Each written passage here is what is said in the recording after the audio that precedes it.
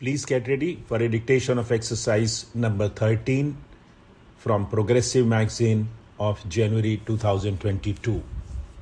5 seconds.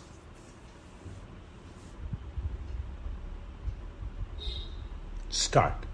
It is an honor and a privilege for me to welcome all of you who have come here to participate in this great gathering.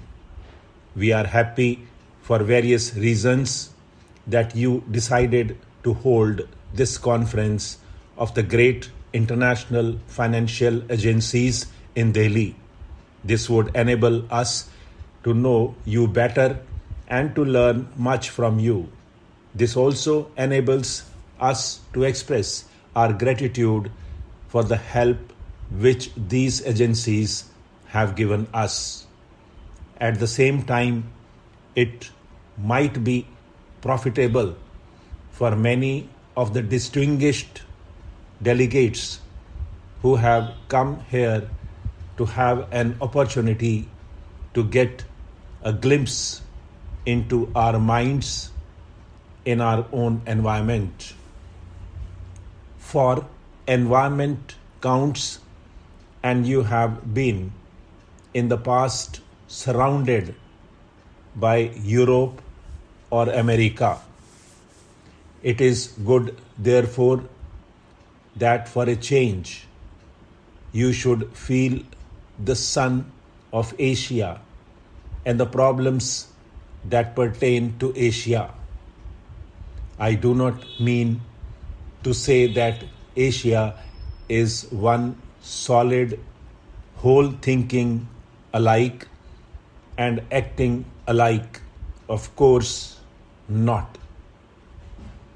And yet it may have certain common features.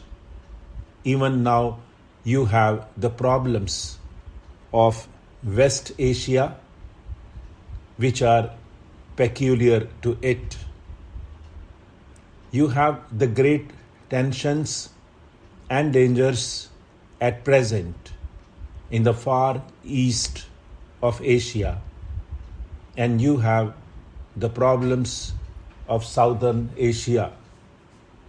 The problems are different, but they have a major connecting link, which is the tremendous ferment and change in Asia. Another important factor which you may remember is that Asia is not a continent which has only recently come into the light, if I may say so. If a conference of this nature could have met some 300 years ago, it would probably have found that apart from other fields of thought, Asia was rather ahead of the rest of the world, even in the technological sphere.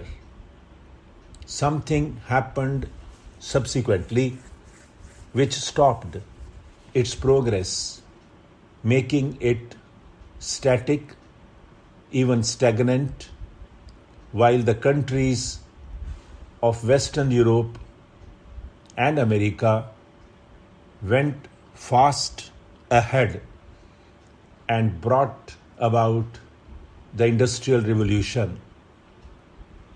Europeans came to India because India was a producer not of raw materials but of manufactured goods which went to Europe and elsewhere. It had as high a standard of living as most other countries then, and even higher. With the Industrial Revolution, changes took place with an ever increasing rapidity, which made the industrialized communities of the West wealthier, while for a variety of reasons we in the countries of Asia actually went backwards. The pace of progress through science and technology is tremendous in countries where these have been developed to help economic growth, while on the other hand, countries like India struggle hard just to keep themselves going. It is a life and death struggle, not for a group here or a group there, but for the nation as a whole, for the 400 million people who live here. Therefore, I want you to feel this human element in our thinking and in our continual struggle and the strain with which we have to face this problem. No doubt, we have to look upon the problem from the point of view of our resources, but even more important is the human element involved in it and the deep ferment going on in the minds of hundreds of millions of people. Asia is and will continue to be an explosive state. The changes that have come over Asia in recent years have unleashed a giant which had for long been kept down politically, economically, and in other ways. Naturally, it does not propose to behave as when it was in leash either in the political sphere or in the economic sphere, but would rather stumble and fall and rise up than be pulled and pushed hither and thither.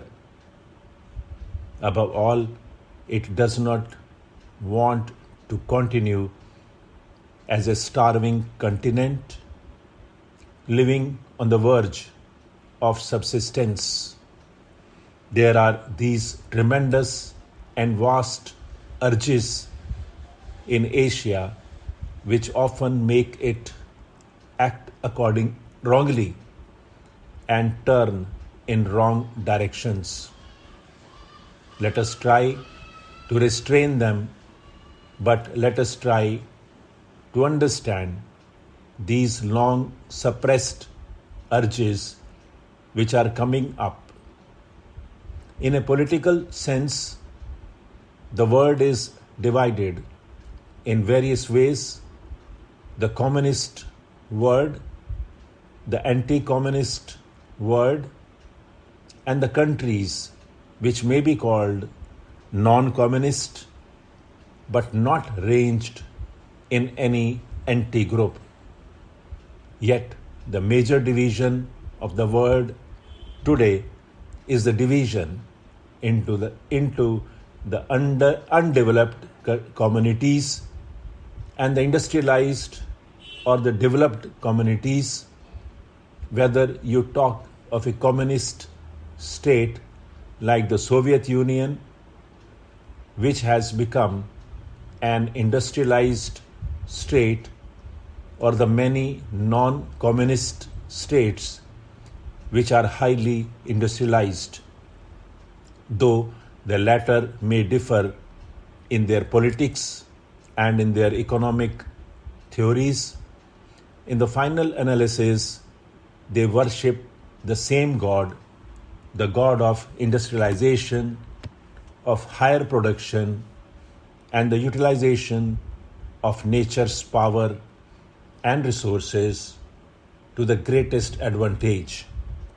On the other hand, the underdeveloped countries struggle hard for a bare subsistence, and the realization is growing that if they do not expand their productive capacity substantially to offset the rate of their population growth, they remain where they are or they go down.